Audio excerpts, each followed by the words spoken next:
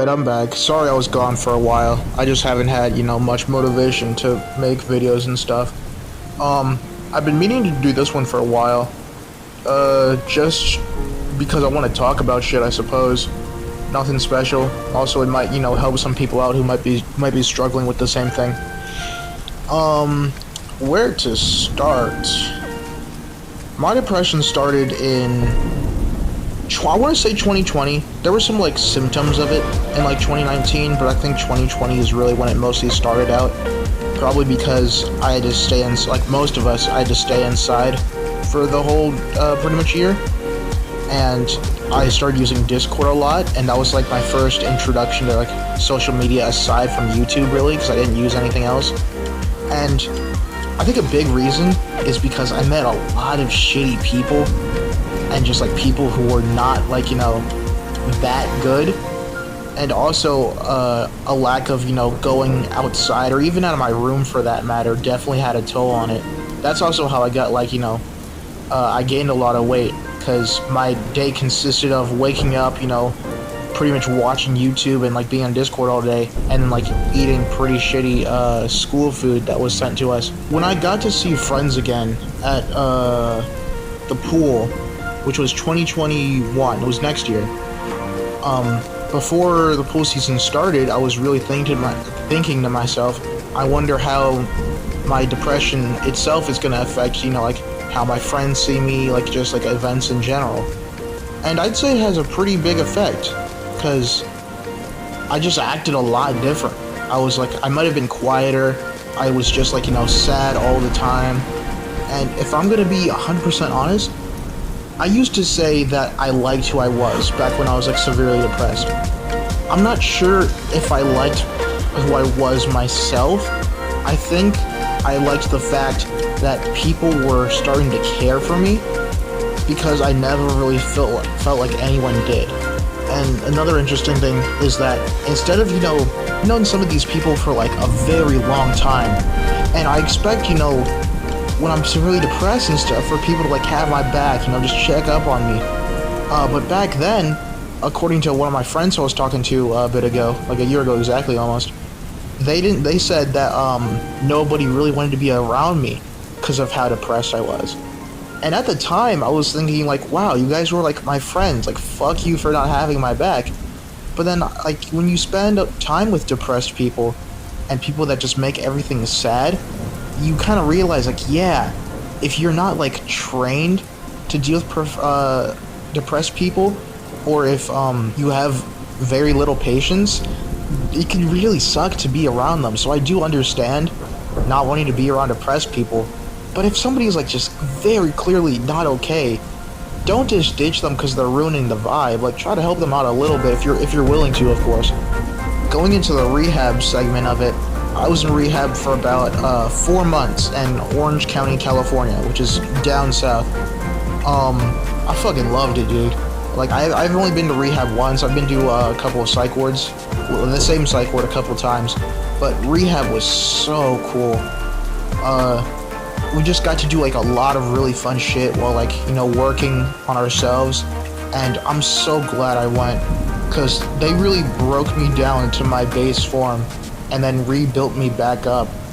And I probably wouldn't be the same person I am today without it, because you really learn a lot of interesting skills that you wish you could teach other people, but some people just don't have the patience to really listen. Because there's a lot of things that I'm man, a lot of my friends could use this, but I know if I told them, they would not give two shits. I think part of the reason that helped, and could help you too if you are if you know somebody who's depressed or you are depressed yourself, is having a daily schedule.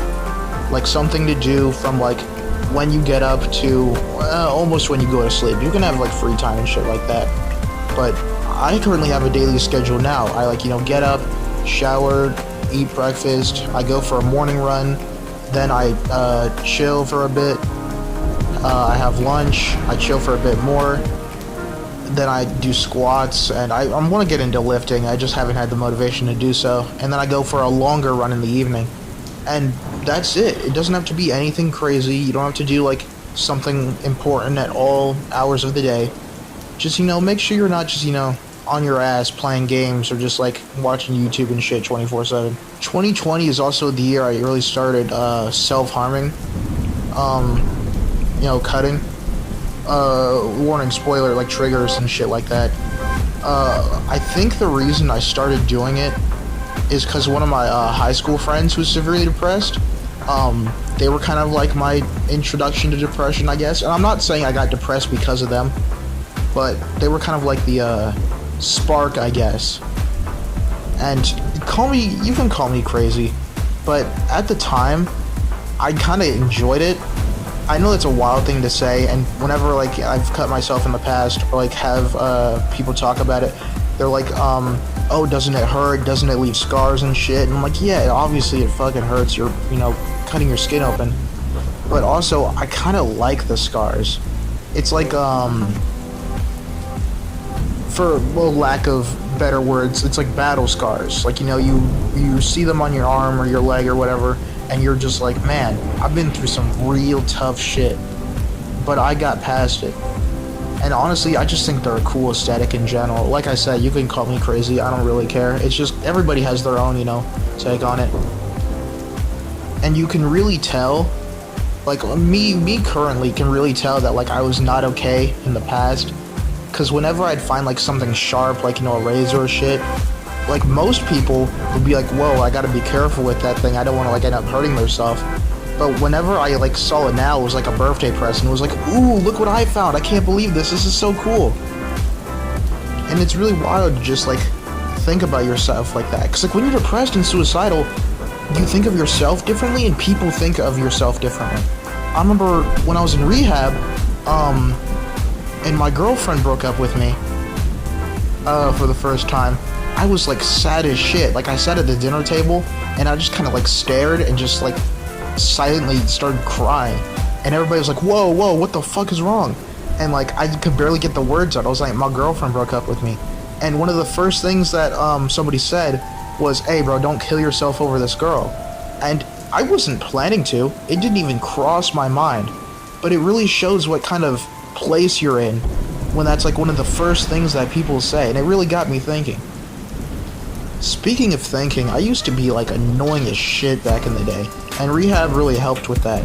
Because one of my main problems is that I suffer with always having the untangible need to be funny. Untangible probably isn't the right word, but I'm too lazy to Google it. And I remember I was in rehab, I was making like a bunch of jokes about stuff that like didn't even need to be joked about. And my buddy Cameron was like, why do you need to make a joke out of it? Yeah, why do you need to make a joke out of everything? And I kind of just like stopped and paused because I didn't have an answer. And I spent like the next couple days just really trying to figure that out. And I think the reason is because I'm afraid of being pushed away or not wanted or not liked. So I always know that like people like a funny dude. So if I was always funny, then like I wouldn't have to worry about that. But this video is already getting long as hell. I'm gonna leave it here. And I plan to make a couple of other parts. So I'll catch you guys later.